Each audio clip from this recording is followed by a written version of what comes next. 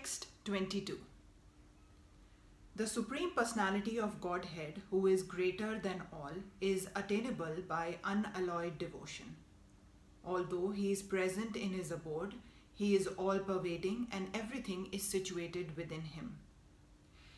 It is here clearly stated that the supreme destination from which there is no return is the abode of Krishna, the Supreme Person. The Brahma Samhita describes this supreme abode as Ananda Cinnamaya Rasa, a place where everything is full of spiritual bliss. All the variegatedness manifest there is of the quality of spiritual bliss. Nothing there is material. The variegatedness is expanded as the spiritual expansion of the Supreme Godhead Himself, for the manifestation there is totally of the spiritual energy as explained in the chapter 7. As far as this material world is concerned, although the Lord is always in His supreme abode, He is nonetheless all-pervading by His material energy. So, by His spiritual and material energies, He is present everywhere, both in the material and in the spiritual universes. Yasthana Sthani means that everything is sustained within him, within either his spiritual or material energy. The Lord is all-pervading by these two energies.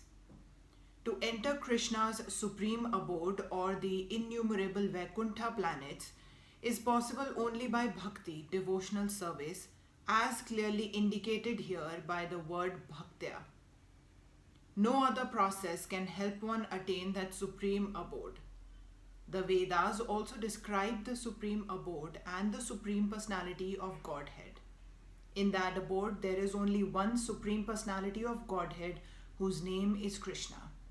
He is the supreme merciful deity, and although situated there as one, he has expanded himself into millions and millions of plenary expansions. The Vedas compare the Lord to a tree standing still, yet bearing many varieties of fruits, flowers, and changing leaves. The plenary expansion of the Lord, who presides over the Vaikuntha planets, are four-armed, and they are known by a variety of names: Purushottam, Trivikrama, Kesava, Madhava, Aniruddha, Rishikesa, Sankarsana, Pradyumna, Sridhara, Vasudeva, Damodara, Janardhan, Narayana, Vamana, Padnabhabana, etc.